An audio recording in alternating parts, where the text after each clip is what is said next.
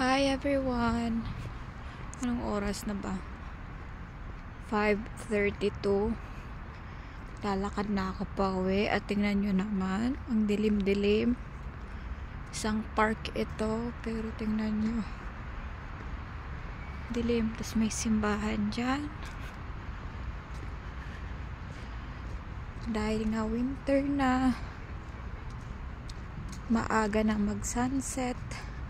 Tapos tawag nun, nag-backward yung oras.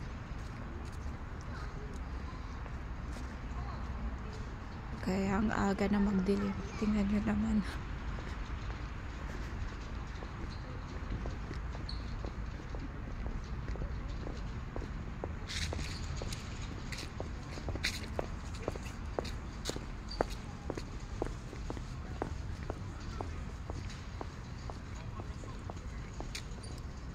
Ito actually yung ayaw ko sa winter. Alam mo yung pag winter, parang prone ka sa depression kasi walang araw palagi, mabilis magdilim, malamig, kaya hindi ka masyadong makapasyal, lagi ka lang nasa bahay. Kung aalis ka naman, patong-patong ang susuot mo, masyadong ma-effort, hindi mo masyadong ma-enjoy. Kaya kahit ako na hindi naman talaga ako yung talagang nadidepress, pero alam mo yung parang feel mo yung bakit ang lungkot-lungkot kahit wala ka namang gaanong problema, feeling mo lungkot ng buhay mo. Ganyan ang nagagawa kapag walang araw.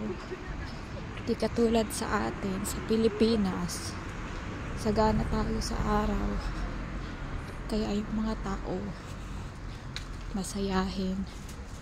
Pero ang negative naman doon, kapag sobrang init, mainitin din ang ulo ng mga tao. Lalo na sa traffic. Diba? Hindi ko masyadong makita, no? Pero yan, daming tuyong dahon, wala nang mga dahon yung puno. Pero alam nyo, ito share ko lang, nakakatuwa kasi yung puno nag-a-adjust din sa season. May kwento lang ako sa inyo kasi nung nakaraan sumakay ako ng bus. Ngayon, may isang matanda. Nagalit siya sa isa pang matanda. Simpleng ano lang naman, simpleng problema. Pero alam mo yung galit na parang hindi siya tawag mo. Basta parang sobrang galit niya para lang sa simpleng mistake, simpleng pagkakamali. Hindi nga pagkakamali actually, kasi parang gusto niya kasi bumaba ng bus. May isang matanda, siguro nakaharang sa daan niya sa pinto kasi nga matanda rin, mabagal. Ngayon hindi siya agad nakababa, galit na galit siya.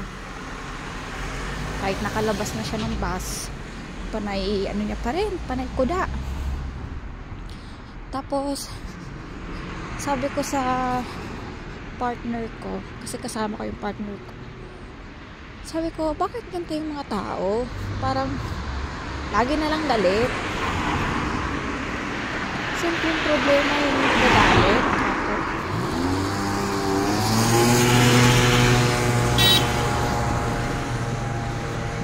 Tapos wait lang natawid kasi ako. Sabi ko, simpleng problema nagagalit agad. Tsaka kako, hindi naman kalakihan yung kasalanan para ganun siya magalit. Tapos sabi ng partner ko dahil kasi sa nangyayari sa paligid, gaya sa gobyerno, sa ekonomiya ng bansa, gaya yung mood nila naapektuhan, gaya ng mababang sahod, or problema sa pamilya, personal na problema, ganyan. Tapos sabi ko naman, hindi naman kako ata na tama na porket may personal kang problema, ibubuntong mo sa iba, di ba? Kumbaga, personal mong problema, wala namang kasalanan yung tao. Kung bakit may problema kang ganun, di ba? Tapos sabi niya, ganun talaga. Lalo ng mga tao dito, mabilis magalit. Sabi ko, alam mo, napatingin kasi ako sa labas. So, alam mo, tingnan mo ka ako. Itong mga puno. Kasalanan baka ako ng puno na may 4 na season dito. Taglamig, may summer, may taglagas, may spring. Sabi ko, hindi, di ba? Kaya ang ginagawa nila, sila yung nag-a-adjust. Tingnan mo, pag taglamig, nawawalan silang dahon. Kumbaga yan yung struggle nila. Pero pag summer naman or spring, sumisibol ulit sila. Kumbaga nalagpasan na nila. Sabi ko, parang tao din yan eh. Panapanahon lang yan. Minsan, may problema tayo, mabigat na problema. Pero hindi naman ibig sabihin habang buhay, mabigat yung problema natin. Hindi naman ibig sabihin habang buhay, nandyan lang tayo sa posisyon yan. Sabi ko, kailangan nating mag-adjust. Kasi kako yung problema, nandyan talaga yan. Hindi natin maiiwasan. Ngayon, tayo, hindi natin yan makokontrol. Kailangan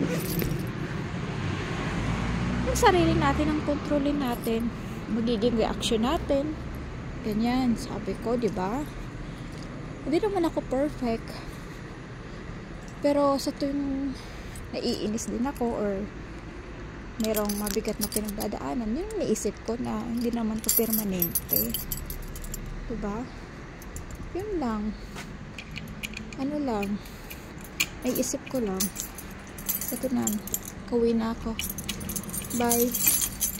Salamat sa pakikinig.